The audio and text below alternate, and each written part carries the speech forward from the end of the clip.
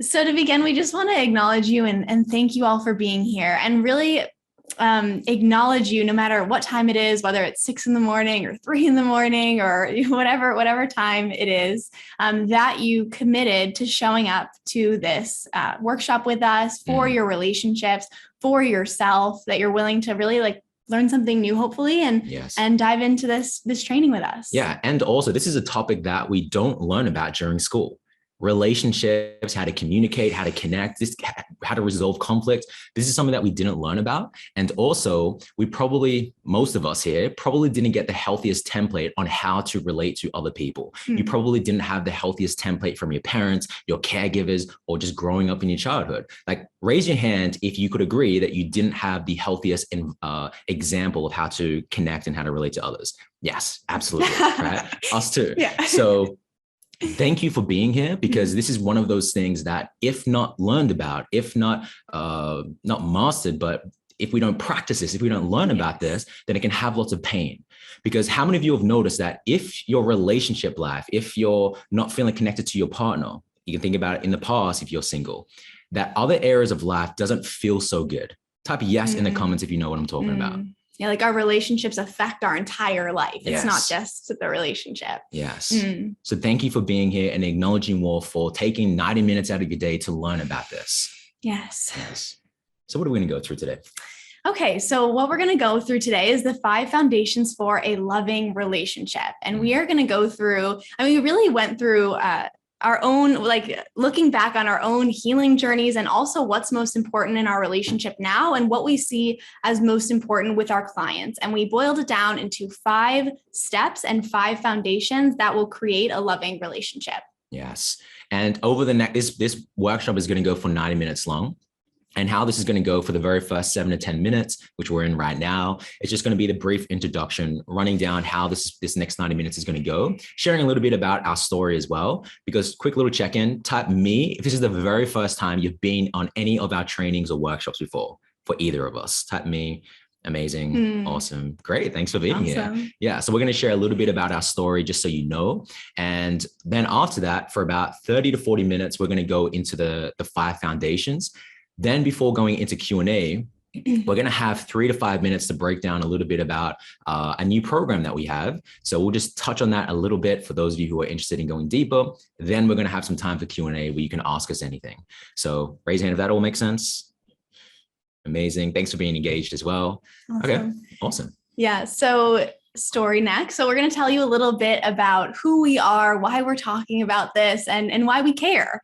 So to begin, we're both relationship coaches, and we're certified and have a lot of different modalities within that. So we know about like anxious and avoidant attachments, masculine, feminine dynamics and polarity, communication, breath work, somatic healing. So we really like to learn about lots of different things, and we bring that into our coaching and our teachings because they've all been super impactful in our own lives. So that's a little bit about the logistics of who we are. And then as far as our story or why we care, I think, sometimes it can be easy to look at people who have really great relationships. I've done this in the past and think, oh, it must just be easy for them. Like they must just have met each other. They are lucky. They just do the growth work. It must have been easy. But the reality is that relationships have been a challenge for both of us. And that's why we've dove into this work of understanding ourselves and our wounds and our childhoods, because relationships was a spot that was really painful for both of us.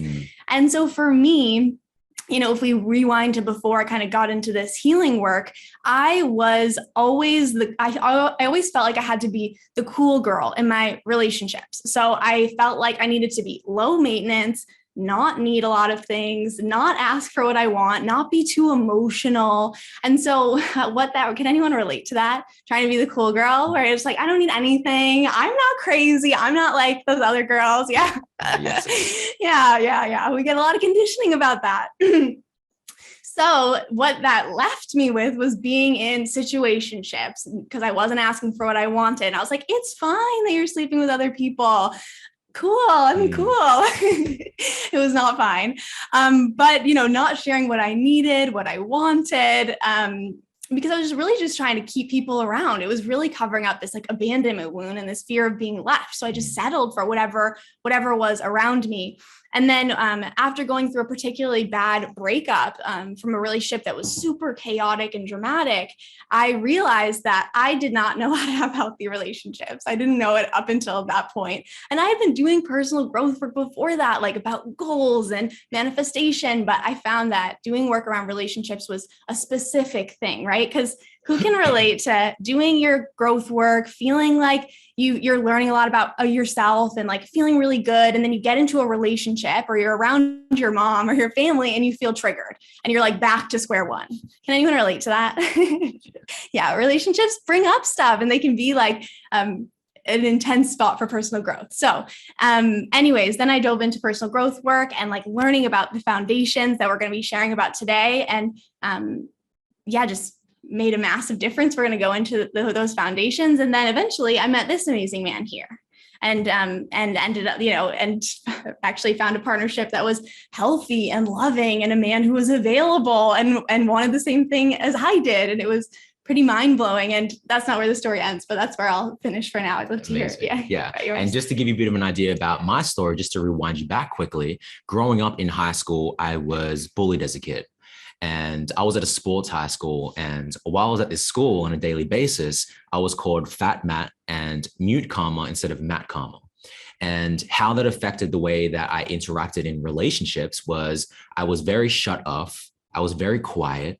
I didn't know how to communicate. And even if I did know how to communicate, I didn't feel worthy enough to communicate my needs. And when I was dating someone, I was constantly like putting them on a pedestal, and I call it one-itis, where I'm like holding on, and the very second that someone's interested in me, just like clinging on, hoping that they don't leave me. Mm-hmm.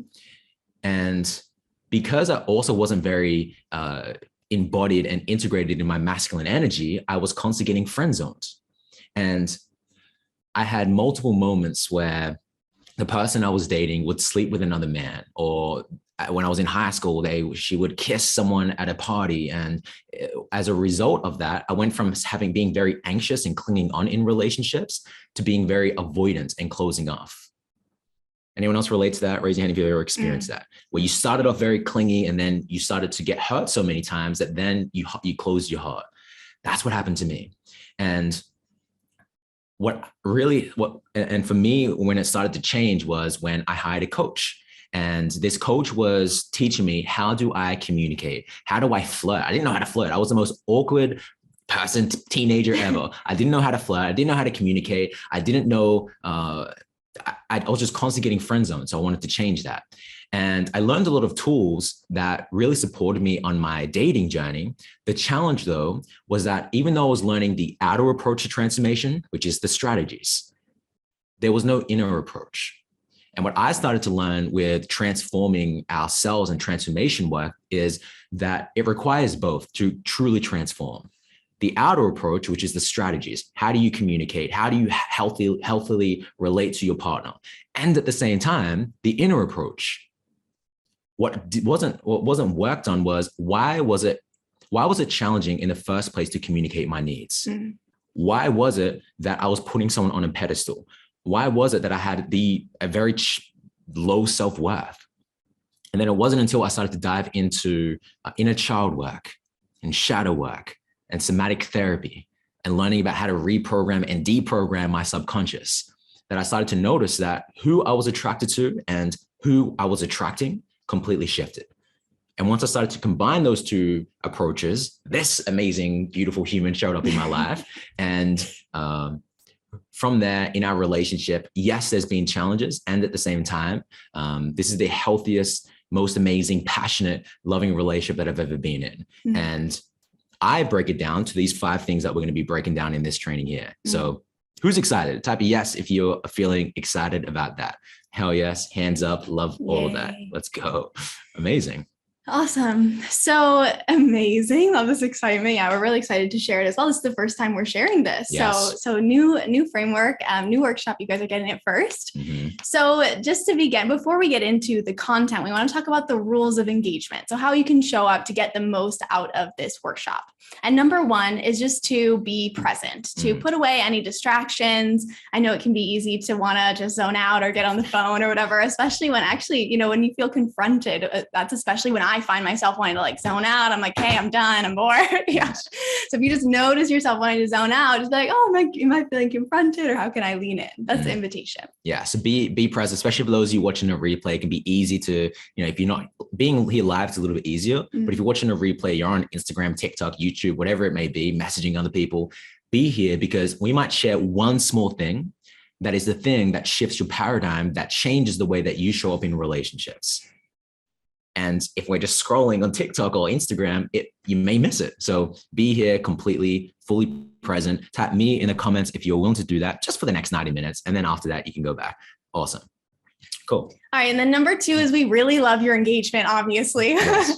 We love to like see you, feel you, hear from you in the chat box. So inviting you to be engaged in the chat box if it feels good for you, and also to share if at any moment we say something that resonates with you. If it like hits home for you, we love to hear it in the chat. Yes. Beautiful. So that's number 2. Number 3 is to take a ton of notes as well, because studies have shown that you writing things down will increase your level of retention. So write things down. You can type things out if you want to as well, but I do recommend writing out some notes, because we're going to be breaking down a lot of content here. And then along with the notes, so as we go through these 5 foundations, we invite you to rate each area, whether you're single or in a relationship.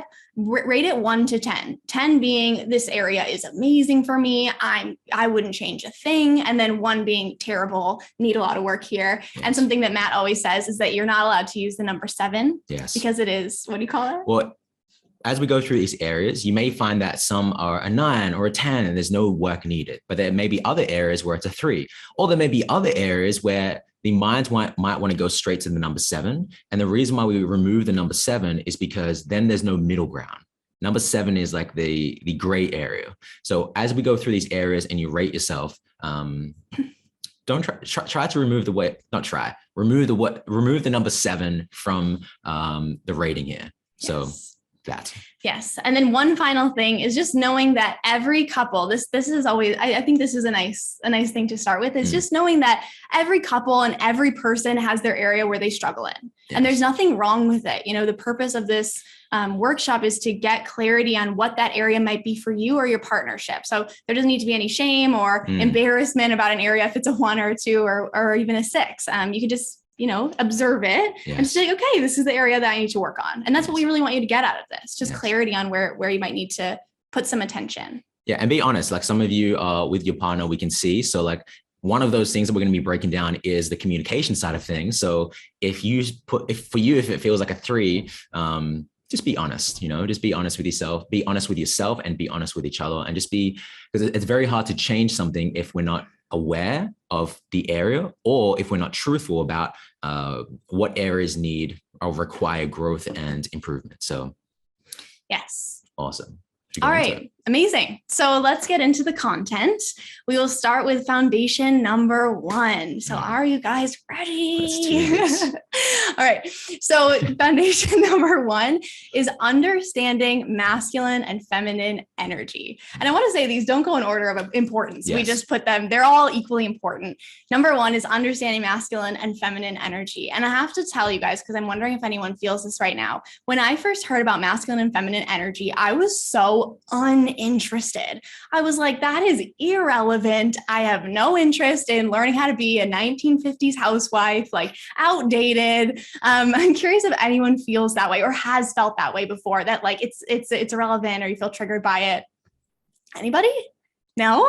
Have you? Type yes in the comments if that's you. Yes. Wow. For me, yeah, I was like such a no. Okay. So anyways, that was my idea of what it was, right? And I really want to clarify as we get into this, that masculine and feminine dynamics is not about fitting you into a box where you need to act a certain way or have a certain role.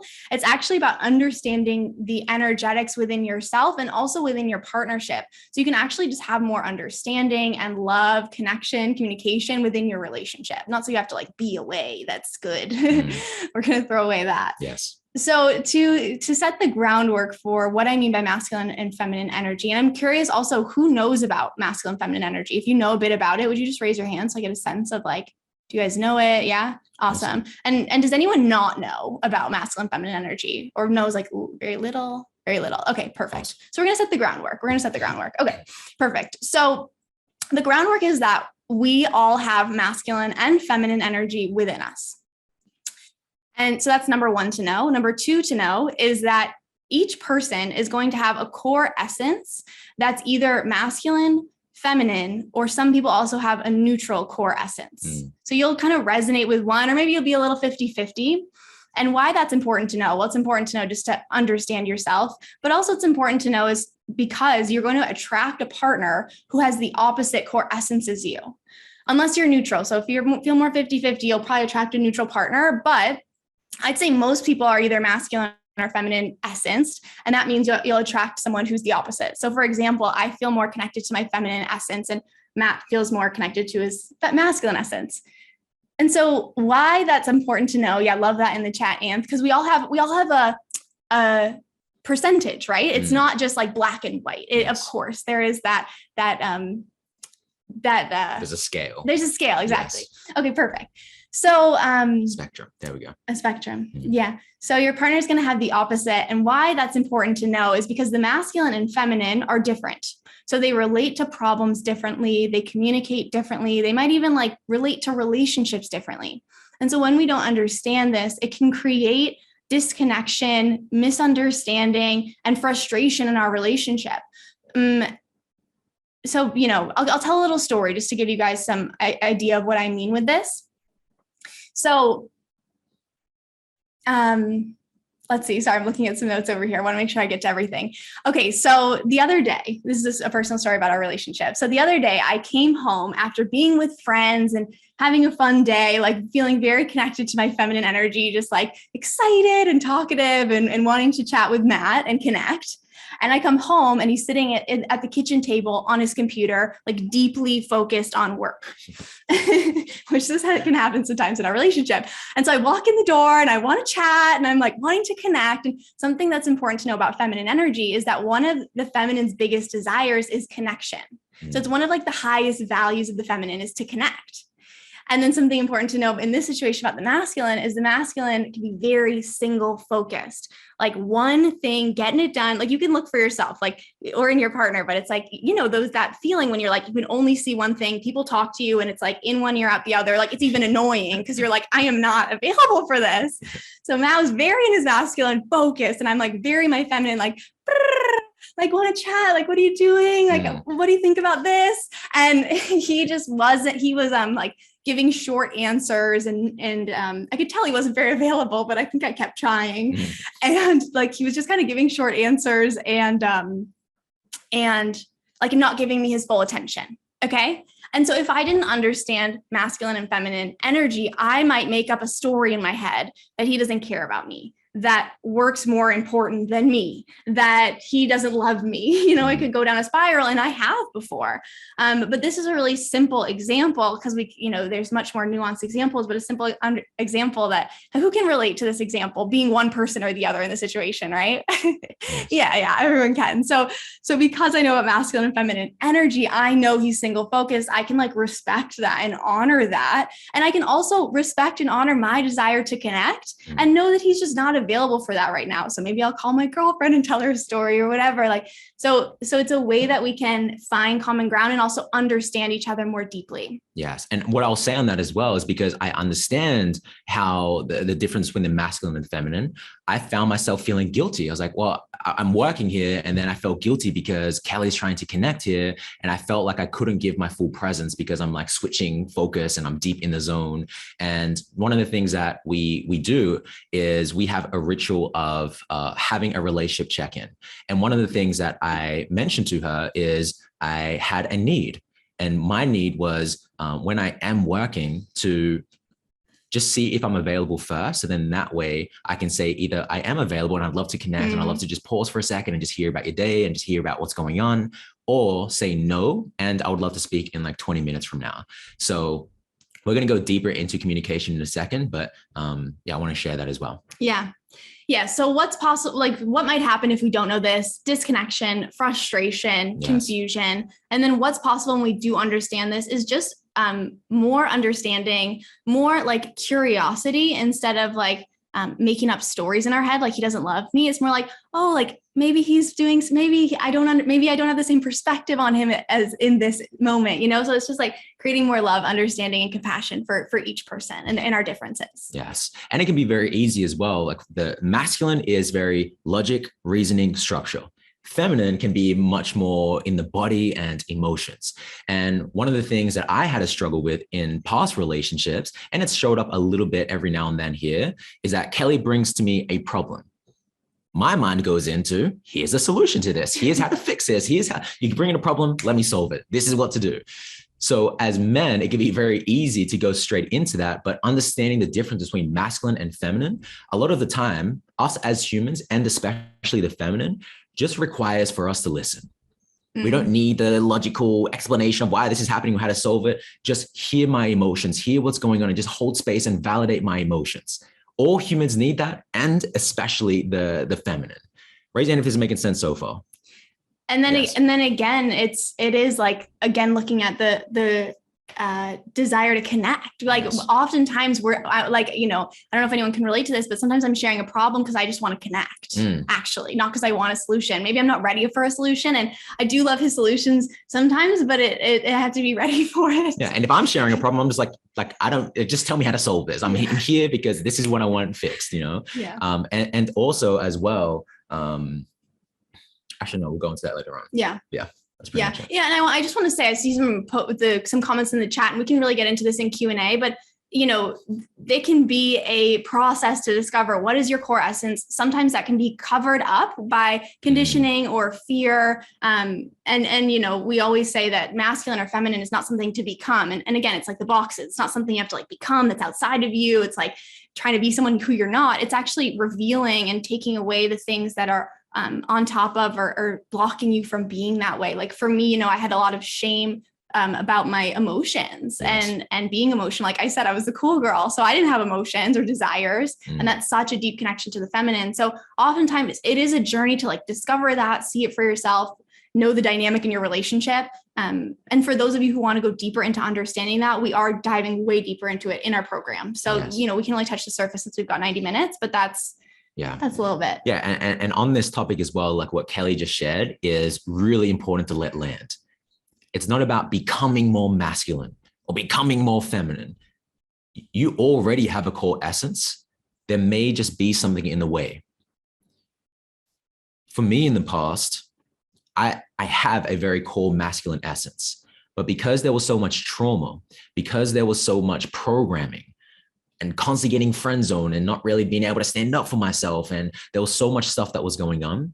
My journey was just about unpacking, unlearning, deprogramming. So then that way, the mask of being, I was being very feminine. And at the same time, it wasn't my core essence. So it was just about revealing what was already there.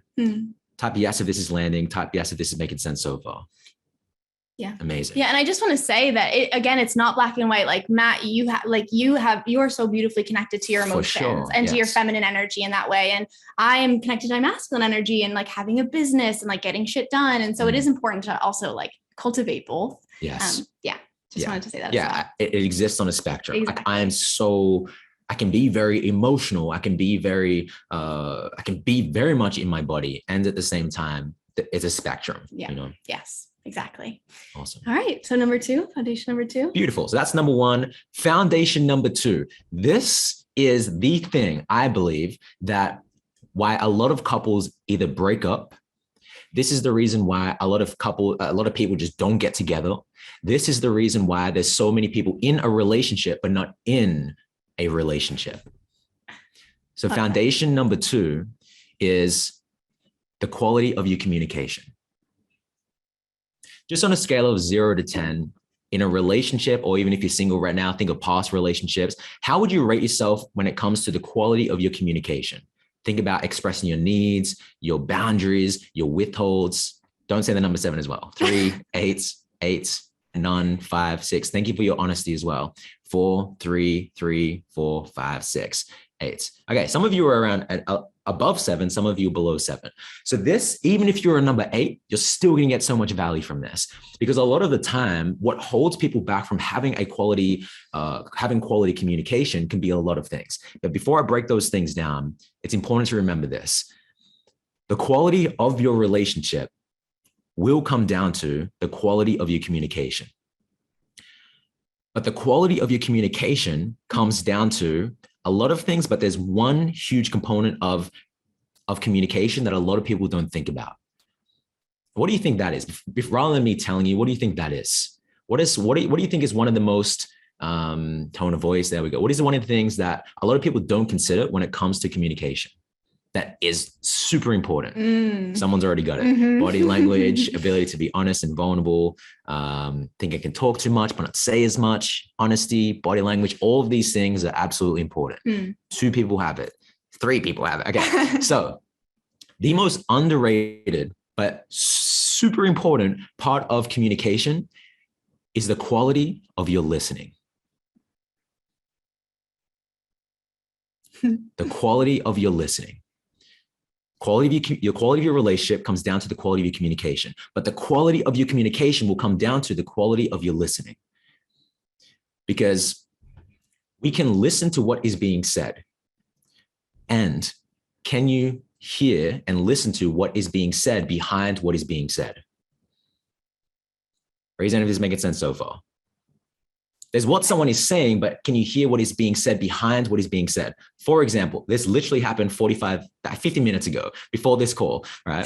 So we were here. Can I share this? Yeah. So we were getting ready for the call. We had like 20 minutes and we're getting ready with all the tech stuff. And Kelley shared. What did you share before? I was saying that I feel disconnected. I was like, how are you feeling? I was like trying to understand, like trying to know what's going on. I like want to feel connected, but I'm not. Yes. So she said she was feeling disconnected. Now, I could have easily, I had a decision in that moment. I could have easily gone into, well, like I'm feeling disconnected, and why are you feeling disconnected? And you shouldn't be feeling disconnected because we had a whole day yesterday and we've been doing all these rituals. Like, why are you feeling disconnected? I could have gone down that route. I could have got very defensive. I could have blamed. I could have judged. I could have made her wrong. I could have made myself wrong. But what did I say after that? I think you said, what do you need right now? Yes. What do you need right now? Because when we can listen to what is being said behind what is being said is, I have a desire. I have a need that isn't being met. And I want something. So what do you need right now? Okay. Well, what is being said behind what is being said, there's a desire underneath all of that for connection. There is a desire for all of it underneath what she just said for closeness. Okay, well, how about we did some breathing together. We did some eye gazing. We shared what we were most grateful for. What else did we do?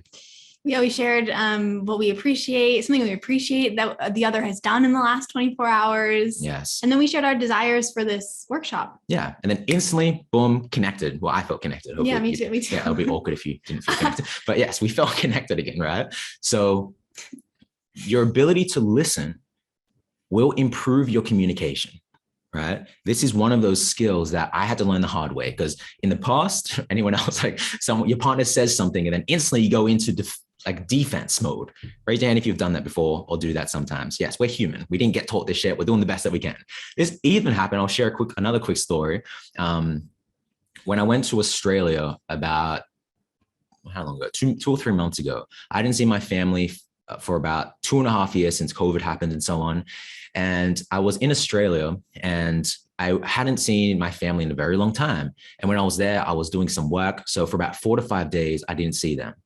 And when I went to my mother's house, one of my brothers, he came out of his room and he said, you're not even seeing us. You're here, but you're not even seeing us. But the tone of the voice was very much like, could have been seen or perceived or heard as an attack, right? But what I heard underneath that was, this is what I want you to be in the practice of. How well can you translate what other people are saying, even though it doesn't come out as healthy or it doesn't come out as nice? Can you translate to them having a need underneath? So what I heard underneath that was, Matt, I haven't seen you in 2.5 years. I really miss you, bro. Like, I really want to connect with you. I haven't seen you. Like, can you come over more often? Can we like chill? Can we play the game? Can we just connect? Rather than, I haven't seen you. Because Some people may not be able to clearly communicate their needs because they just don't know how, or they didn't have the healthiest template on how to communicate their needs, or there may just be something in the way because it's vulnerable to say, hey, I miss you and I really want to connect with you. Raise your hand if this is landing. This landing, beautiful. So there's so much more to communication, but I want to just break down this simple piece because my invitation to you moving forward is see if you can listen to what is being said behind what is being said, right? Anything else you want to add?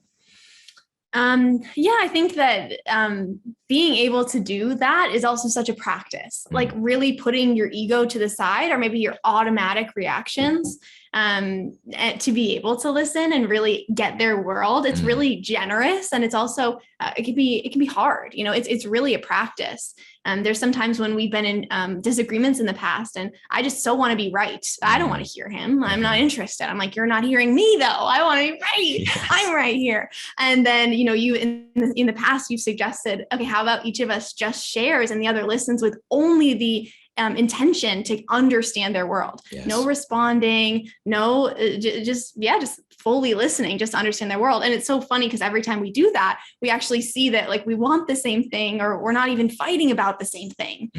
And so, but it does take like putting ego to the side and it's just like, oh, yes, it can be painful. Yeah, there's three big things that I'll break down. So the three biggest things that can take someone from poor communication to great communication is moving from poor listening to great listening. And also another thing that holds people back, number two, is their inability to display empathy. I'm going to come back to this one, but I'll just break down the third one. And then there's the inability to have the skill set to communicate needs, desires, boundaries, and anything that you've been withholding that is having a lot of resistance in your body that may turn into resentment or repulsion. But that could be another 2-hour training. So I'll just quickly break down number two, so then we can go into number three. When it comes to being able to display empathy, it's really important to remind yourself that your partner or the person that you're dating or the person that you're in a situation, whatever it is, your situation, right? They have their world and you have your world. So think of it like, let's say that you're in a different country. And the person that you're speaking to speaks a completely different language and they have broken, let's say, English, right? So they can communicate, but it's really hard to listen to them. You would have to be an asshole to say why aren't you able to communicate as clear English as I can? Well, this is kind of what happens when in relationships. The other person is speaking their own language.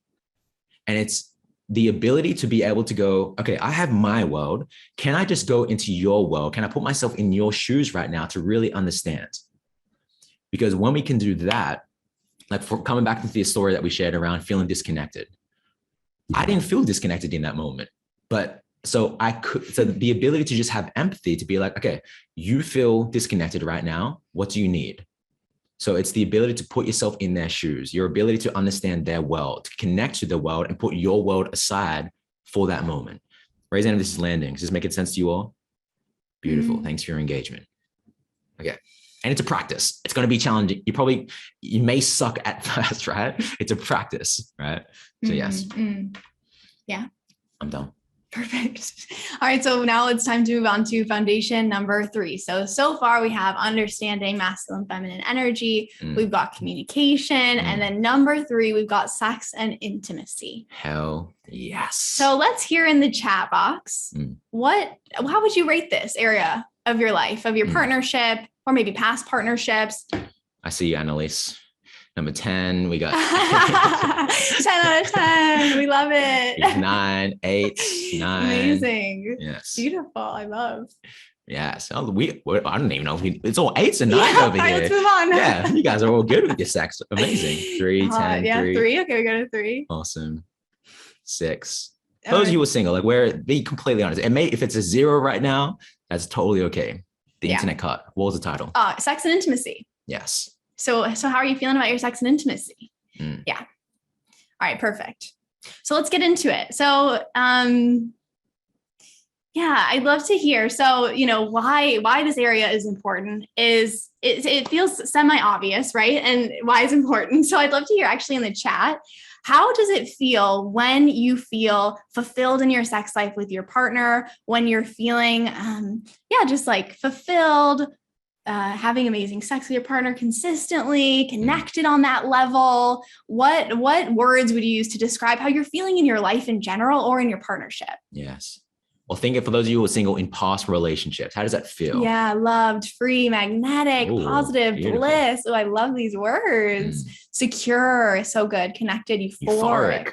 Yes. Love, yes. Bliss, orgasmic. Love that word. Amazing, alive, warm. Yeah. So for the reason of it nourishes your relationship, and also for the fact that it nourishes your whole life. When you're having fulfilling, amazing sex in your relationship, you also feel euphoric in your life. You feel secure in your life, in your relationship. And so it expands beyond just like everything we're talking about within relationships. It expands beyond the bedroom and expands beyond your relationship. What I want to say about this is there's a couple ways that we can create even hotter sex in our relationship. So even if you feel like you're a 10, these are ways that could definitely up level. And if you're feeling really low on the scale, then these are definitely ways that are going to up level your intimacy and sex life. So number one is understanding yourself. So that is understanding what your desires are, and also understanding what there's actually something that's like the love languages, but for your sex, for your sensuality. It's called the erotic blueprints. I'm curious if anyone has actually heard of the erotic blueprints by Jaya. Yeah, I see some heads nods. Yeah, it's this amazing framework to really understand yourself and what you want. And beyond that, so you understand the erotic blueprints is amazing. And beyond that, it's just simply like understanding your own desires, asking for what you want, or that's actually number two. So understanding yourself is number one. And then number two is talking about it with each other. So I know this can be challenging because there might be shame, or maybe it's not challenging. It depends on your specific upbringing and all of that. But oftentimes it's challenging to actually ask for what you want, right? Or to be honest about what you like and don't like, because we want to caretake our partners, or we don't want, we want to caretake them, or it's too vulnerable for us, or we feel shame about what we want. So number two is so important, to talk about what we want with our partners.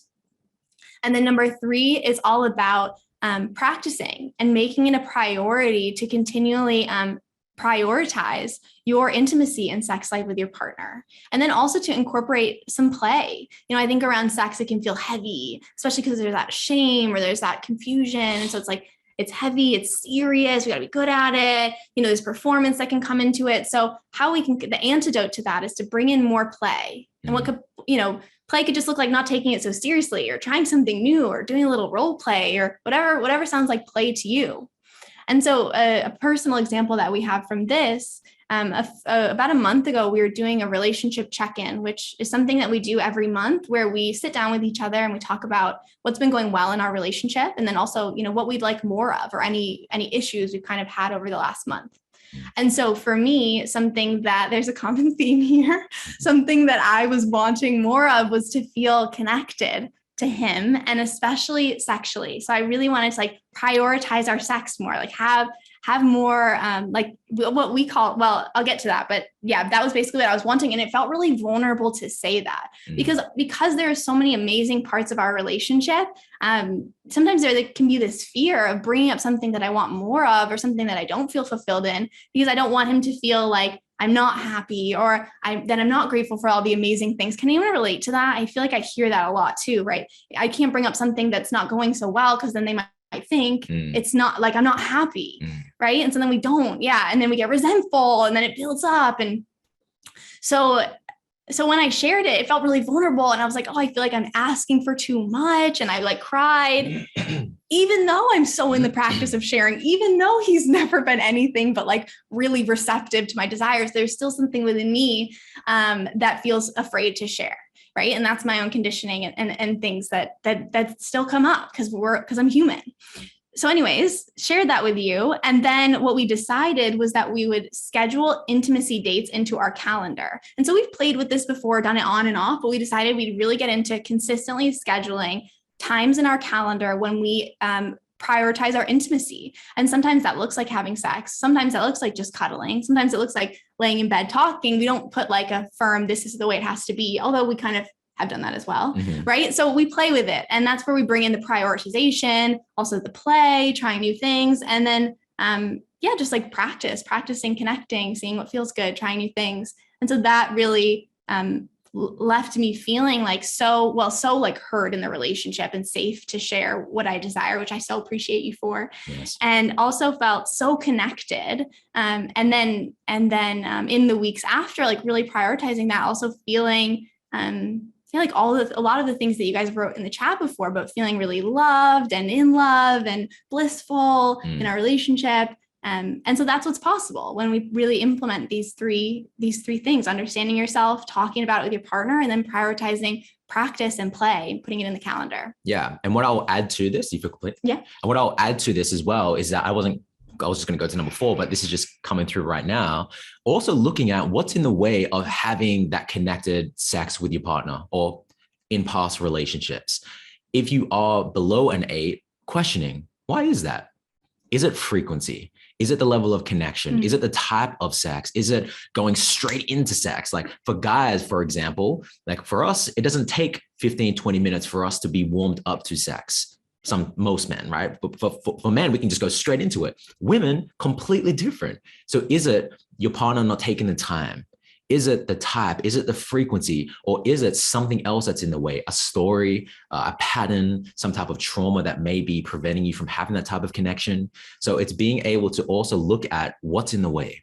I can say for me, for example, I don't know if any of you saw, just type yes if you saw the recent video that I posted about focusing on performance rather than connection. Anyone see that? Okay. Should we go into this now? Or Yeah. Okay. Yeah, I'll just quickly share the story. So it was on his Instagram. Yeah. A good video. You can go watch it there. Yeah, I'll just share it really quick. So one of the things that I noticed for me, for example, that what was in the way of us having the type of connection was in the past when Kelley has initiated to want to have sex, I've said no.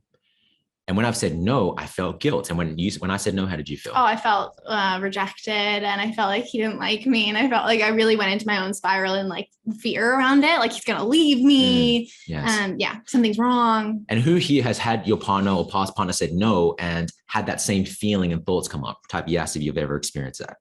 It's really common. Tender and it's vulnerable. Yeah. And for me, I felt guilt. So I brought to a meditation, for 20 minutes, just this challenge that I was experiencing. And then I was just coaching myself in my mind and just feeling my emotions that were coming up.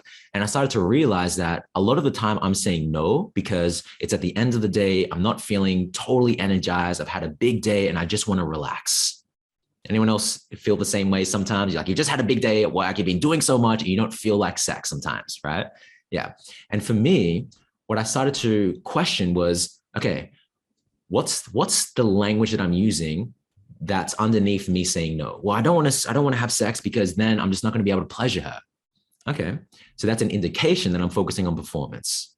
Okay. Well, if I'm not able to pleasure her, like what's the fear behind that fear? Well, if I'm not able to pleasure her, then what if she leaves? What if she starts to find another man outside of the relationship because she's disconnected? What if she cheats on me? Okay. What's the fear behind that? Well, if she cheats on me, then I'm going to be left alone. And then I was like, wow, that's a really cool insight. Yeah, I can see that. And I was like, hold on, that's bypassing the actual thing that just came up here. This is a big thing. Let's just feel this for a second. The fear of being left alone. So it was like layer after layer after layer. And me saying no was me not, yes, it may have looked like me honoring my body. And at the same time, it was a no from a place of fear. And one of the things that came up during this meditation was an insight, which is, surrender. The side effect of surrendering is the solution. So as I just allowed myself to just feel the feelings of being left alone and not try to figure out how we can fix this, right? Just feel the feeling of being left alone. And then a natural solution started to come up, which is, what if we just have sex and we just be inside of, I'm just inside you and we don't even move and we're just breathing together. Because there's sometimes where I don't feel very energized. And I brought that to her and she's like, I'd love that. Yeah. So raise your hand if that's helpful. Amazing. Yeah. Yeah. And I just want to say, so Matt and I were recently on a retreat, right? When we discovered this and kind of were unearthing different pieces of this. And something that I found really comforting, we were with 10 other couples, a lot of them were our friends. And it was really comforting to actually get to hear what was going on behind the scenes in their relationship and to really experience that every couple has their own thing, like their own spot where there's a little disconnection or a little rub or a little upset. And so, this area for us, even though we do have amazing sex when we do, but then there can be disconnection. There obviously are triggers on both sides. It has been an area where we really have been like needing to put attention and a bit challenged by over like the last, let's say like month. And I just say that to say that, like, anyone who might feel alone in dealing with their unique challenges within their relationship, you're so not, and I think it can be so easy to just compare to whoever you see on the internet. I mean, I know probably maybe even us, right? Yes. Where we like look perfect, but it behind the scenes, it does take attention to have the relationship that we do and to come back to connection and to share the deeper thing that feels so painful to say. Yeah. It can be so easy on Instagram to like put someone on a pedestal, like, oh my God, they have the most perfect relationship. But what you don't see behind the scenes are the tears. What you don't see behind the scenes is the triggers come up. I just want to fucking walk out. I don't even want to have this conversation, but hold on. Let me just do the exact opposite of what my ego wants to do and just sit here and breathe and talk about what I don't want to talk about. What you don't see is the conflict that comes up and having those uncomfortable conversations. Like there is so much that goes on behind the scenes to have an amazing relationship. So we haven't arrived at this amazing relationship. Even though we have one, we're just very well practiced at being able to resolve conflict, talk about what's coming up, do our own internal work, get support outside of the relationship so we can come back together and have this connection. So if you have us on a pedestal, please take us up because that is unfair. Yeah, it's really a practice. Like having a relationship is such a moment by moment thing, right? It's not right. Like you said, it's not something to arrive at, but it's something to continually commit to and choose every day. Yes. And come back to just doing your best, practicing. Yes. And revealing your heart. Boom. Boom. Amazing. All right. So next. You feel complete with that I one? feel complete. Yeah. All right. Let's do this. Okay. Number 4. This is also one of those things. I think it's all of those 5, but this is especially for me in the past when I wasn't practiced in this. I had the strategies about how to communicate. I had the strategies about how to relate. And at the same time, there was still something that was creating a challenge with who I was attracted to, who I was attracting. And when in a relationship, anyone else relate to this? Where you've in the past, maybe even now, you were 1 foot in and you're also 1 foot out. Like you're in the relationship, but you're not in the relationship because what if it doesn't work out? What if they leave me? What if they hurt me? So I'm in the relationship, but I'm also like 1 foot out, right? Or for those of you who are 2 feet in, maybe for you, there might be all of these different fears that are coming up for you, which is human. It's totally okay. Which brings me to point number 4, foundation number 4, which is to be the one with yourself. What does this mean? Let me break that down, but just write that down. Be the one with yourself. This is all about having an amazing, healthy, loving relationship with yourself, which sounds so cliche. You've probably seen quotes about that. Love yourself before you love another. The reason why it's cliche is because it's true, right? The foundation or the quality of your relationship with yourself will determine the quality of your relationship with your partner, with your future partner. I'm going to say that again. The quality of your relationship with yourself will affect or infect the quality of your relationship with another. For me in the past, I had so much trauma with being cheated on or being interested in someone. It may not be labeled as cheated, but her going and sleeping with another man, even though we weren't together, we were just dating. So I had this massive barricade around my heart. So of course I couldn't be 2 feet in because I was 1 foot in, but what if the same thing that happened in the past happens again? Fuck that. I'm not letting that happening again. So I'm going to put a barricade around my heart because it's safer. Anyone else relate to that? Yes. So this is when it came back to looking at all the things that has happened during childhood, all the things that has happened during when I was a teenager, or all the things that has happened in past relationships. Because whenever we are working with a couple, a lot of the time, it's not a relationship problem. It's a childhood problem that shows up as a relationship problem. Does this make sense? It's not a relationship problem. It's a childhood problem that is creating a relationship problem. The relationship problem. My partner is 1 foot in, 1 foot out. Okay, let's have a conversation. What happened in the past that is creating this behavior of being 1 foot in, 1 foot out? My partner isn't communicating. Okay, let's look at all the programming, all the things that happened that had you feel like it wasn't safe for you to open up and use your voice. My partner is just disconnecting and shutting down. Okay, well, let's find out why this is happening. What happens during childhood? What did you see growing up? What did you hear growing up? What did you experience growing up that is creating this behavior of shutting down? Raise hand if this is landing, right? So this is all about looking at healing work, inner child work, shadow work, so many different modalities of healing. Like right in the chat box, some of you have probably done multiple different forms of healing so far. What is some forms of healing that you've done that you have found beneficial? Just write it in the chat. For those of you who are just starting, you're going to have a ton of different suggestions here. Reiki, yes, inner child work, shadow work, inner child work, journaling, Kyle Cease, amazing. He's a past client of mine, past coach of mine. Breath work, ego work, ancestral healing. Yes, all of these different things, yoga, all of these different things are healing. So if you want to have an amazing relationship with your partner or future partner, maybe for you, it's not so much about learning new skills. Maybe for you, it's about doubling down on the healing work. So then that way you can become the one with yourself. Because regardless of who is sleeping next to you, you're with yourself 24/7. 24/7, you're with yourself. So it would make sense that if I'm here in my body, with my mind, with my body 24/7, then it would make sense that I get to really ensure that what's going on internally, it's a happy place. What's going on internally is a place of total acceptance and honoring, even when I don't feel happy. So anything else you want to add? Yeah, I think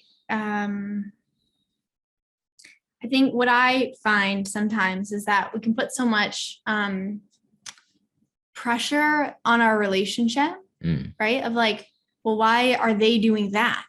Yes. And why aren't they communicating? And why are they 1 foot in, 1 foot out? Some of you are writing in the chat, and that's valid questions, and they might be doing all those things, but we can't control them.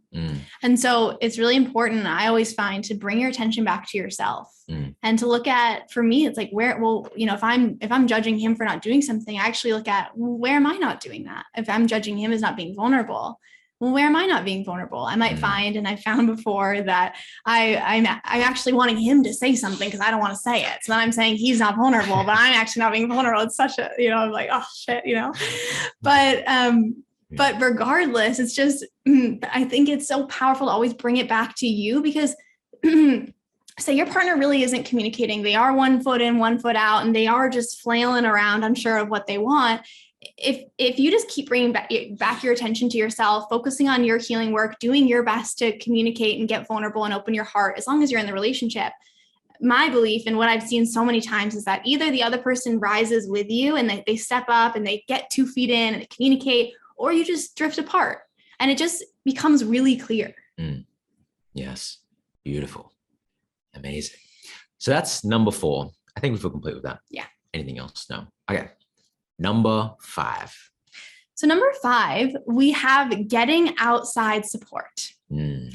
So I heard once, a friend of mine actually said this. I don't know where she got it. I don't know if she made it up, but shout out to her if she did. But she told me once that a relationship, wait, what is the saying when you're having? Well, how many of you have heard the term, the quote that says, it takes a village to raise a child? Oh, yes. Type me if you've ever heard that before. Yes. Yeah. And so, yeah, exactly. So what she said was, it takes a village to have an amazing relationship. And we really find that to be true. 100%. That it's so important to us to have outside support outside of the relationship. And sometimes that looks like, for me, like a sisterhood, female friends, and also being choosy with who you choose to go to, right? For relationship support, of course, you want to make sure they kind of have what you want, or they, have something you want to emulate. But like sisterhood, for example, for me, or brotherhood for you, or female friends, there's also crossover, of course. And then there's coaches, or there's therapists, or there's doing your own healing work. I just want to ask a question, because this is a spec, because I see a lot of men on here as well. Type yes if you have this, type no if you don't have this for men. How many of you have other brothers, other men that you can go to whenever you're having breakdowns or challenges in a relationship, that you can feel totally safe to open up and express any challenges that you're experiencing? Type yes if you have that, type no if you don't have that. Whether it be in person, online, yes, no, not many, but a few, yes. Yeah, in the past, I can say that I didn't have that. And it is so important to have that regardless, but especially men, right? Because there is so much stuff that comes up for a lot of men in a relationship, for everyone, but especially men, that if we don't have a space where you can go to other brothers or a therapist or a coach or someone that you can bring stuff that you're carrying to get support around, then relationships can still work. And my belief is that it may not work as well if you have the space where you can bring challenges and breakdowns and things that you're personally going through, or you as a couple are going through, to get support around. Raise your hand if this makes sense. Yes. And it really goes back also to the masculine feminine energy thing, because there's sometimes some things that Matt just doesn't understand, right? Like maybe it's the connection thing, like how much I want connection, or when he doesn't feel that connected, it's like he can't quite understand from his own experience maybe what that's like for me. But I bring that to a group of feminine beings, and they so understand and back me and know exactly what I mean. And so it's just so nice to also have that support and understanding from people who relate similarly to you. Yes, absolutely. Anything else? Support. Yeah, I mean, I think what might go wrong in this, and we've talked about this a bit, is getting into kind of isolating yourself inside of the relationship. I've so done this in the past where I isolate myself. I don't want to share my problems with my friends because I don't want them to judge, or then, I know there's like this, sometimes this cultural stigma of if you do get outside support, that something's terribly wrong with one or both of you and you're about to break up. And so, there's all of that can get in the way. So you can isolate yourself, and then, then you can try and figure out things between the two of you. Yes. And that's a really dangerous spot to be in, especially if it's about your relationship, because say we're both triggered, like neither of us are seeing the situation clearly, and we're just going to spiral down into the abyss if we are just trying to figure it out ourselves. And so we have a really firm rule in our relationship that we don't do that we don't go into that. And if we're both triggered, or even if just one of us is triggered about the relationship, that we get outside support. So we're not putting that pressure and isolation on our relationship. Yeah. And it's going to happen. For those of you, like in the last month, let's just do a quick check-in here. Whether you're single, whether you're dating, whether you're in a situationship, in the last 30 days, how many of you has had your ego has elbowed you in the face at least 10 times in the last 30 days because of things that have come up in your relationship or dating life? Yes, yes, yes, yes, yes. Yeah, right? Your elbow is going to be, your ego is going to elbow you in the face plenty of times. It's going to slap you in the face. So it's also very important that during those times that you have outside support, because we have blind spots, or we have things that we can't see until someone gives us objective feedback, until someone outside of the relationship can be able to see the situation and give us reflections, give us suggestions, or give us coaching. So, yes. Yeah, so good. Yeah. And then so what's possible when we do have that, right, is exponential growth in our relationship. Having a relationship, even if you feel like it's at a 10, right? If you feel like your sex life is at a 10, if you get some outside support, you can bring it to a 20. Yes. If you feel like your communication's at an 8, you can bring it up to a 12. It's just and what I've experienced in this relationship is that it does keep getting better. And we do have our roadblocks, and then we do get our outside support, and then it continues getting better. Yes. And even through conflict, we can actually become more deeply connected. Yeah. Not instantly. Sometimes it can be rough, but then we always do come back to being even more deeply connected. And that's what's possible inside of this, having this foundation. Yes. And you don't have to wait until it gets to a state where it's total breakdown before you get support. We would recommend to prevent that from happening rather than waiting for that to happen and then getting support. Because what happens in a relationship or when dating, there's resistance that starts to build up. And it's because something hasn't been resolved. Something hasn't been spoken about. Something is going on that requires solution or requires integration or something to be resolved. So it may show up as resistance in the body.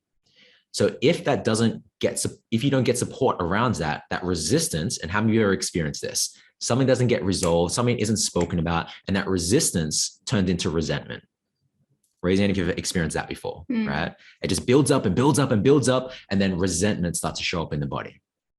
And if that doesn't happen, if that doesn't get solved, then that resentment will then turn it into repulsion. How many of you ever experienced that? You're just repulsed by your partner now, or the person that you're dating. And if that doesn't get solved, then the next thing happens, which is the repulsion will then be recycled. You go to the next relationship and the same thing shows up again and again and again. So you're with a different person, just with a different face and a different name, but it's the same relationship. Resistance turns into resentment. Resentment turns into repulsion. You break up with them, you find a new partner, but then it's just recycled. The same pattern shows up because the actual thing that was causing the resentment and repulsion doesn't get solved. How many of you experienced that before? Same, different person, but same relationship.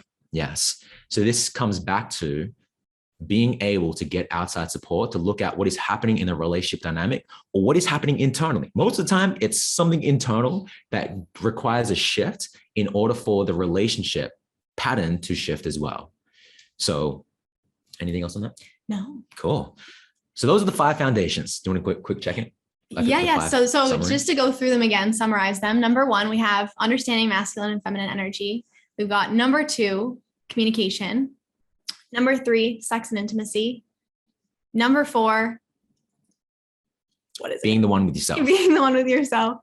And then number 5 is getting outside support. Yes. And out of those 5, which number, just type the number, which one do you feel like requires or is needing the most support with? Write it in the chat. 5, 2, 5, 3, and 5. Amazing.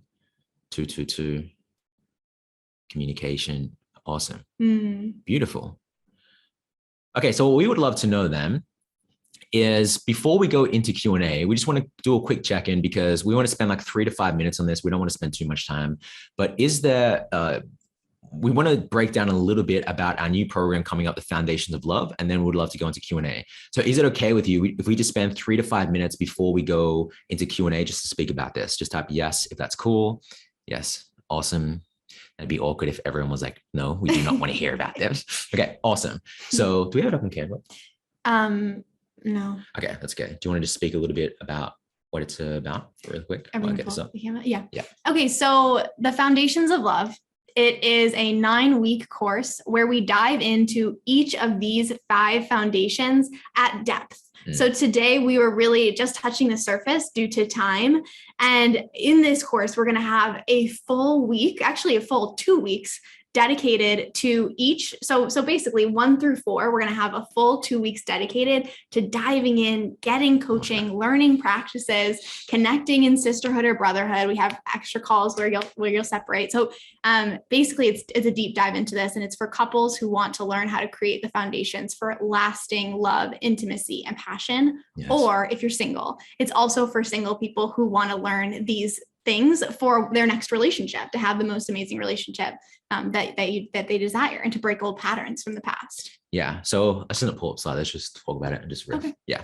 So the reason why we created this is because we've discovered that there's certain foundations to have lasting relationship and intimacy and passion and love.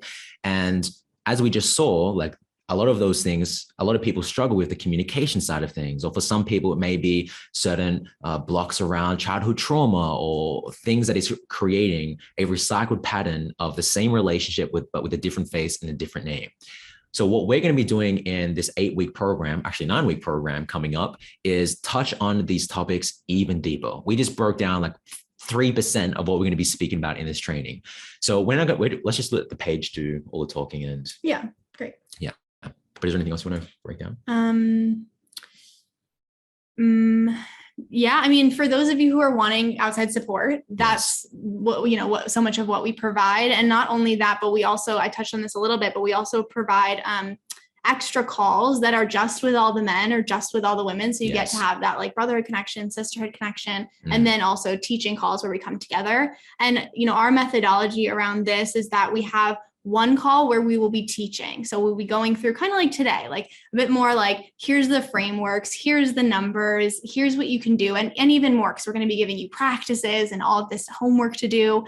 And then the call after that will go into coaching, because sometimes you can know what to do. You know the frameworks, you know the communication styles, you've read the books, you've listened to the podcast, but for some reason it's not happening in your relationship. You're hitting up against a roadblock. Yes. And that's when we get to go into coaching and find the deeper thing, which oftentimes, we'll discover, but it's something related to childhood or attachments or relational wounds.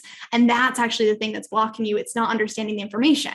So we provide both. Yes. Yeah. So if you were interested, Rio, can you just go ahead and put that in the chat box? For those of you watching the replay, by now there should be a button that popped up, and this page will just break it all down. We just want to go into Q&A. So the page will do all the talking, and then all you need to do is just fill out a quick form. We already have people in the program who have joined.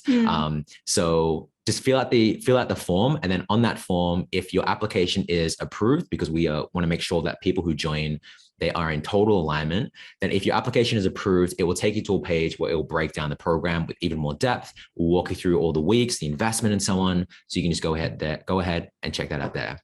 So Rio, if you can just put that in the chat, that would be amazing. And for anyone interested, the page is going to break it down. And then if you click any button on that page, it'll take you to the application, which will take you through the next steps. Yeah, amazing.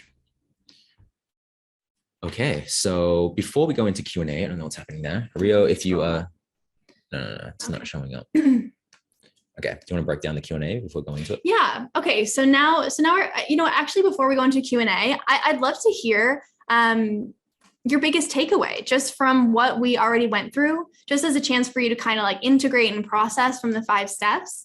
What are you seeing for yourself? Biggest takeaway, biggest insight?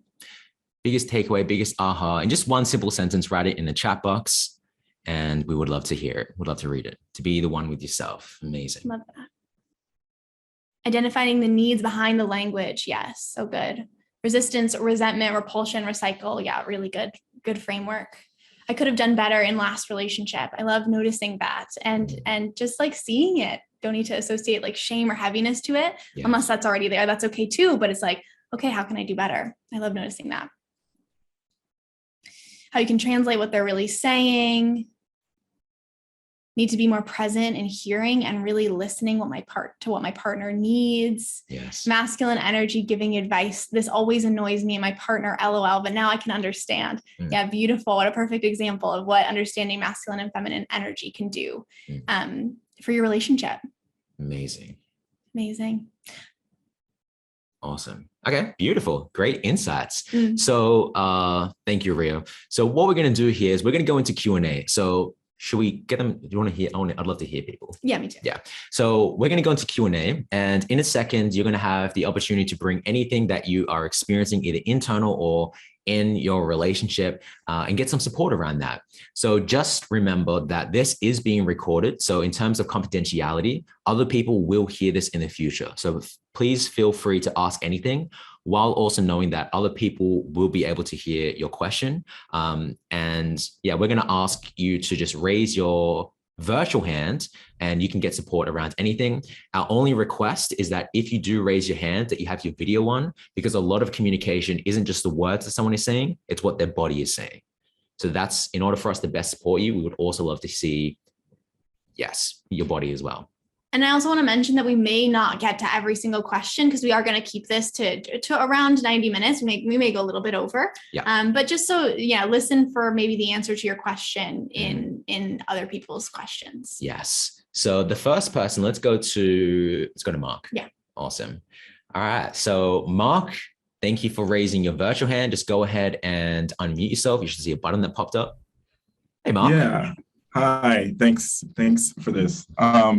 So my question today is, with a partner who might be in the resentment and repulsion stage, how do you re-engage with them when the boundaries they are putting up in front of you are basically a lot of space? And because like my fearful avoidant attachment style, I want to be a bit more clingy and just like really just attached, and I don't know how to pull away.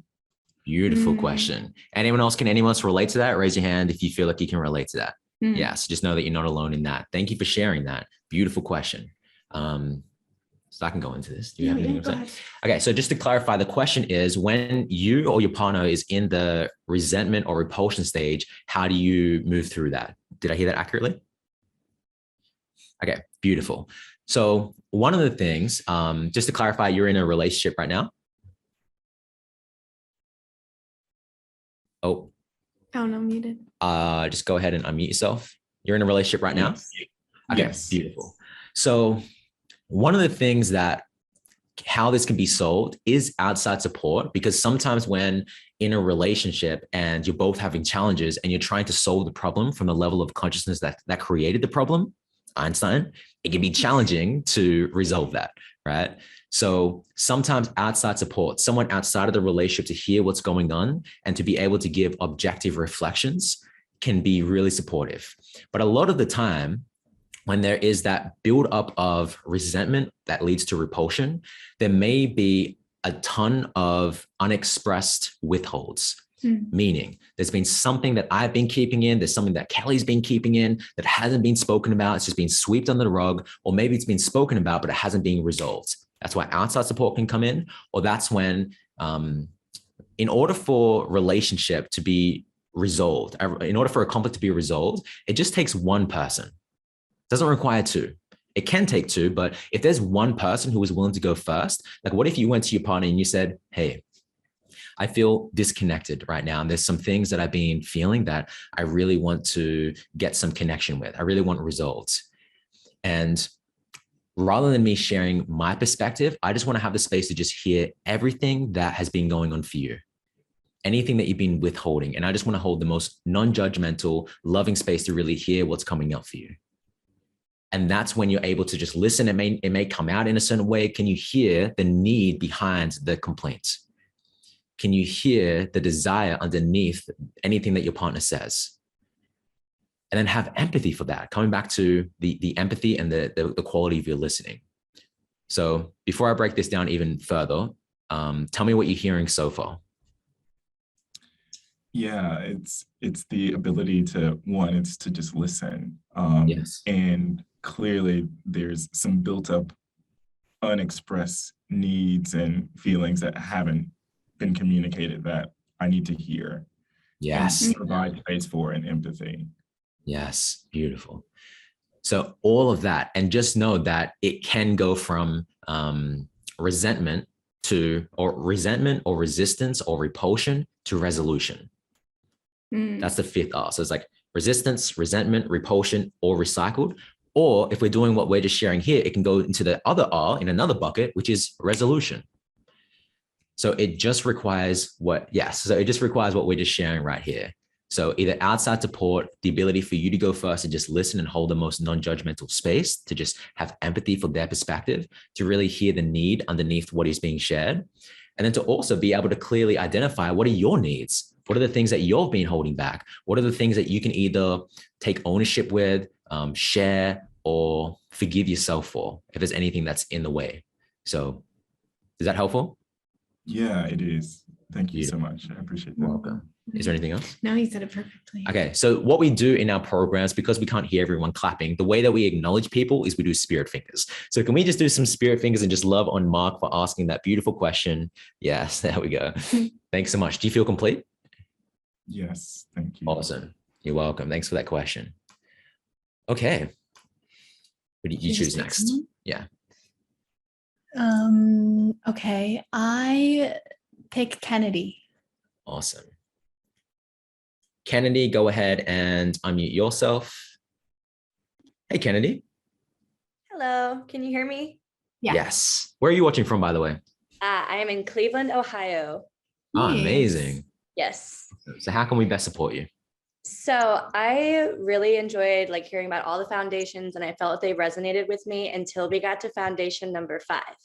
That one I didn't like. And I wrote this in the chat, and I'll read it back. I said, I feel like I'm oversharing my issues from my relationships and constantly reflecting on the negative aspects of them to my family and my friends, even if there are so many overwhelmingly positive aspects of my relationship. I don't know if this is is this like a self-sabotage thing coming out? Or should I be keeping my relationship more private between me and my partner? Or I feel like I need that outside support though, but it's not always the most positive, or I'm just not sure where to go. I can't find the right approach to the outside support. Great question. Yeah, this is a really good question, and yeah, so worth going into. And I can so relate in past relationships too, where I'd always be bringing negative things to friends, and then my friends would like hate my partner, and then I was like, wait, that's not what I meant. Yeah, so I really relate. You're definitely not alone in that. And my thoughts are,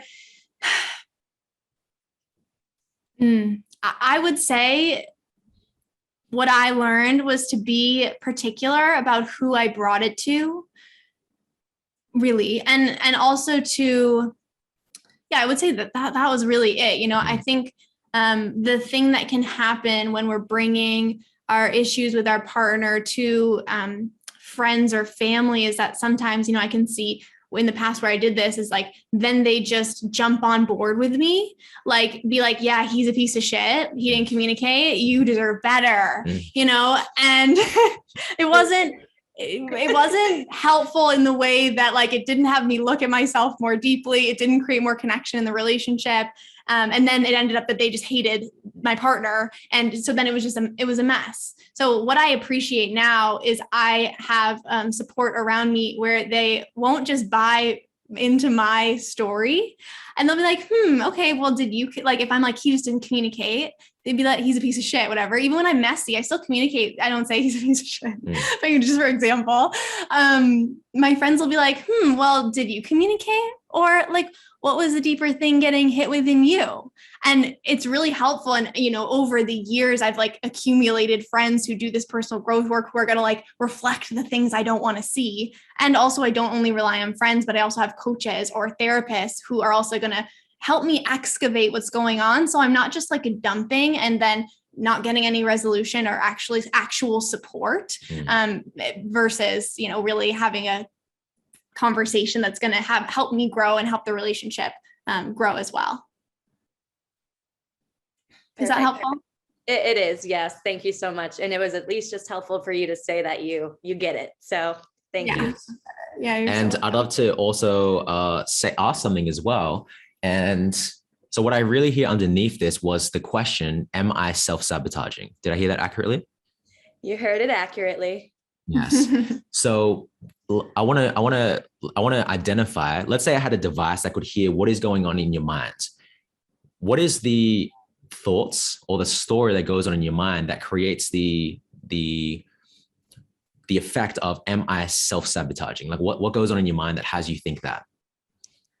Well, a lot of phrases that we use today in this workshop came through, but a couple things that really resonated with me, especially in my past relationships, were the 1 foot out the door thing.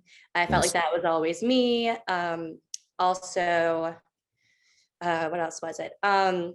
Just like 1 foot out the door, not really being able to communicate my needs, and definitely like fear of abandonment. And I've had people and partners say that was something that was wrong with me or something that I had going on. And I was like, what? No, you're crazy, So all of those things I feel like kind of trigger me, and that 1 foot out the door mentality to kind of protect myself, and like all relationships are just going to be like this. Like maybe that's my way of just being like, oh, I'm self-sabotaging. So I have all this negative language about my partner so that it just manifests broken and failed relationship. Beautiful. Thanks so much for sharing that. And this is what the reason why I asked this question is because I personally, and you actually just touched on this, I don't believe in self-sabotage. I also don't believe in sabotaging a relationship, because the word sabotage means to deliberately destroy something. When we can see, you actually just use that word, I've been protecting myself, right? When we can see that 1 foot in, 1 foot out it's a self-protection mechanism. It's an adaptation to protect my heart. There is something that may, just for the sake of time, there's probably something that happened in the past that, of course, there would be a 1 foot in, 1 foot out mentality or pattern, because there's a part of you that says, I'm really scared. I went through so much pain in the past, and that really hurt me. And I don't want that to happen again. So of course you'd be 1 foot in, 1 foot out. So rather than saying it's negative, it's bad, or whatever it might be, can you just bring so much love and compassion to the part of you that feels really scared? Because it is vulnerable. Because when we give our heart to someone and we're all in, and 2 feet in a relation, not 1 foot in, 1 foot out, 2 feet in, it is scary. Because what we're doing is like, here is my heart. Please protect this. And I'm going to trust you to have this, my best interest in mind. Like, please take care of this. Rather than, here's a little bit of my heart. Just take a breadcrumb of my heart. Just take a little bit. Like, that's easy to do, right? But to go all in, like, that's challenging, because now this person has some type of remote control on how I feel in some way. I hold the remote control, and at the same time, like, there is an impact that this person has on how I feel in some way. So of course it would make sense why you'd be protecting yourself in that way. Is that landing for everyone else, by the way? Raise your hand if this is making sense. Because we can change a pattern from an approach of I'm wrong, I'm bad, and I need fixing. Right? There's something that is negative about me, and get fixing around that. Or we can transform from a level of total acceptance, total love for the part of us that just feels scared. Is this landing so far for you, Kennedy? It's landing. Yeah. And to also come back to one of the things for everyone, we all have a pattern of focus. Let's just quickly check in. We either have a pattern of focus for what's missing or what's in our lives and what we appreciate. So are you A or B for everyone? Just type in the chat. You're focusing on what's missing, or you're focusing on what's here? A or B? Be completely honest. A, B, A, B, yes. So if I had a pattern of focus with Kelley, where I'm constantly focusing on what she's lacking, what's not in our relationship, what's missing, then how I approach the relationship, or how I'm in the relationship, is going to be very different to me focusing on appreciating, me being grateful for what's here.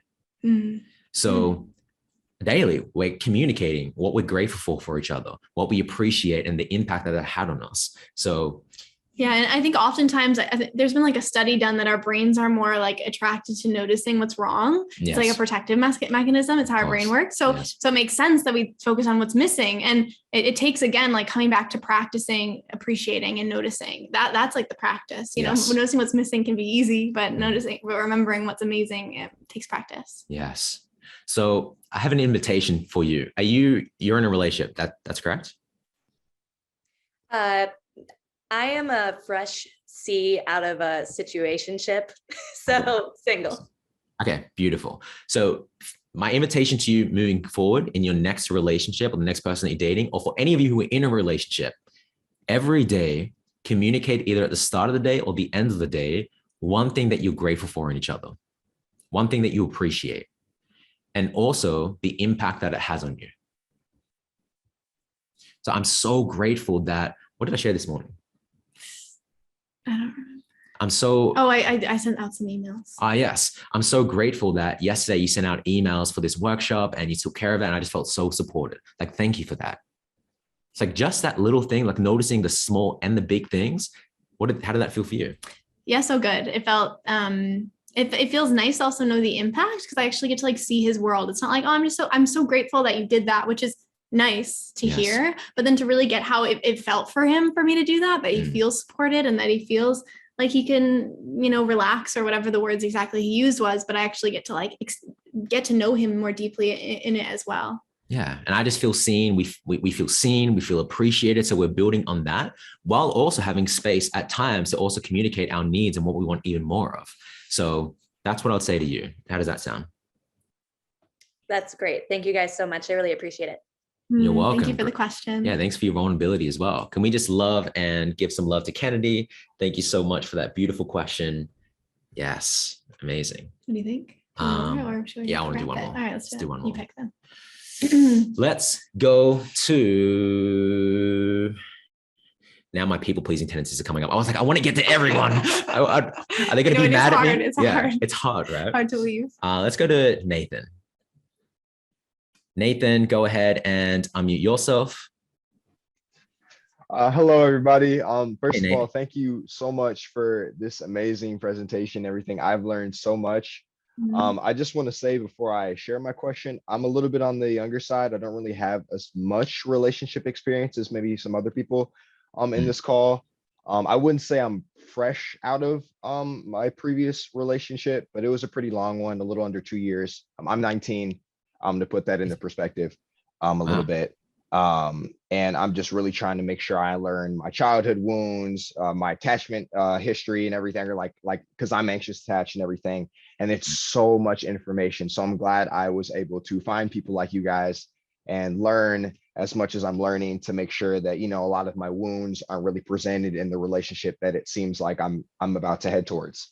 Wow. But I had a pretty, you had talked about this in one of your Instagram reels, and I guess I just wanted a little bit more insight on this, but I want to make sure I'm obviously emotionally available for my next relationship.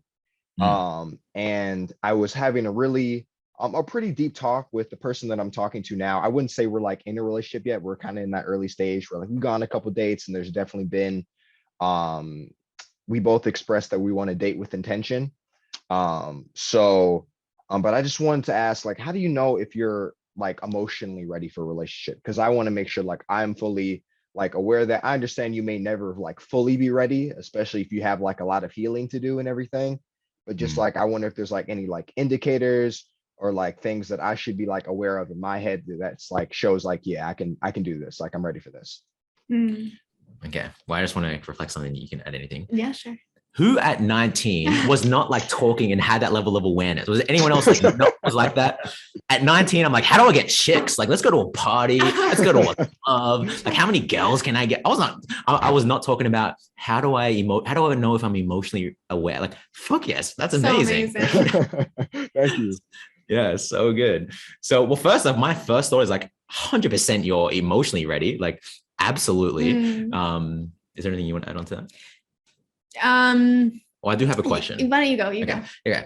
My question is, in your paradigm, in your consciousness, what does emotionally ready mean to you? Well, I guess it's just like I don't like feel anxious when we have like deep talks, because we've had like a couple like just on like our childhood and how that influences how we like love now, and like Mm, if we had loves and like all of that information. And it's like mm, especially after the talk I felt like kind of anxious, and I was like, well, do I really want to do this? Is this really what I want? And like in my core I feel like I know that, but like after I had that talk I was like, well, I don't know, like, am I like ready for this? So I guess just in my Mm. head, just having that like that surety of like, yeah, it's fine that we can have these talks. Like I don't need to feel like anxious or like scared that you're gonna like abandon me, or mm. like, you know, because I have an abandonment wound for sure. Um, and that stems from, you know, just my childhood and everything. Gotcha. But like just like knowing that like if I have those talks, I don't need to feel anxious, and like I can feel secure in talking to that person, I guess, if that makes sense. Totally. Yeah. So I have a question for you, and let me just ask this question. Sure. What if instead of waiting until you don't feel anxious to be in a relationship, what if you can be in a relationship and bring total acceptance around any part of you that does feel anxious and feel like you may be abandoned? That's a good thought. Okay. Well, I mean, I guess that's definitely something I would need to work on. I'm just like accepting myself and like my thoughts, and just being like, it's okay to have these thoughts, is completely Yes. natural. Yes. Yeah. It can be hard for me to do, because again, I'm like a naturally anxious person, and combine that with like just my anxious attachment style and everything, it can definitely be hard to like give like myself that like level of acceptance. Like it's okay that you're having those thoughts, but Absolutely. like being aware of that's a start. So I guess, yeah, that's, Yeah, yeah. what I'll say on this is that it's a common pattern that I had in the past. I thought that I had to arrive at this point of perfection to be in a relationship. Right. And then I learned that regardless of how much I get ready to be in a relationship, once I'm in a relationship, all the things that I didn't know was there is going to come up to the surface that I couldn't see until I was in the relationship. Right. For example, there was a time, I think it was yesterday, where we're both like, I feel ugly. I feel ugly. I feel like my pace is, my face is puffy. I just don't feel good. I didn't brush my teeth. I'm self-conscious about my breath right now. What are some of the things that you shared? Oh, I was like, I have these pimples and my hair's not done. I haven't left the house today. Yes. And it's been times where I felt like just scared, like, she's gone to like a party and there's like a fear that comes up of what if she meets this really muscly man and he like sweeps her off her feet, like that comes up for me. Right. And at the same time, there's nothing wrong with that. Of course, right? So rather than judging me for having those thoughts or having those insecurities, we're human. Things are going to come up. So can we just bring total acceptance, love, and honor to any insecurity, any thought, any emotion that comes up, the anxiety, the abandonment wound? Can we love on that while also in a relationship? Yes. Okay. I've got a thought about this. Thank you so much for the insight. Oh, cool. Yeah. I got a thought. Yeah. So I love this question. And, what I see is that there's not a yes or no question. Like you're never going to get the answer fully because there's not a black and white to it, right? There's not some benchmark that's going to prove that you're like ready or not. And what I think it is actually, what do you choose right now? Like, do you choose to be with these anxious feelings? Do you choose to date? Do you choose to lean in with this person and get vulnerable? Or do you choose not to? Maybe it doesn't feel like the right spot for you right now. I mean, I'm kind of feeling like it is. Like, I'm feeling your desire and readiness and emotional availability. But it's like, there's no yes or no, but it is just, it's a choice. Okay. I'll keep that in mind. Thank you so much for your advice. Beautiful. Before we leave you, Nathan, what is your biggest takeaway from all of this? Just making sure that when those anxious thoughts come, like I can come from a place, I can respond to those thoughts with like a place of acceptance. Like, hey, it's okay that you have those doubts, those fears. It doesn't like have to define, I guess, what you do or like how you act. Like it's completely normal, and that just means I'm human. That's amazing. Beautiful. Can we just give some love to Nathan? Thank you so much for all of that insight. Yes. Yeah, you're right, Nathan, 100%. That level of awareness, hell yes. Okay, so before we wrap up, biggest insights or takeaways?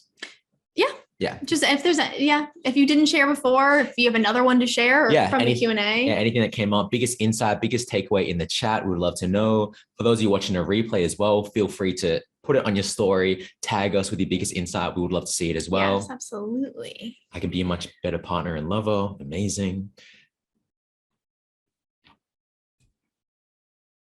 And also, Rio, can you please post a link as well one more time for the program?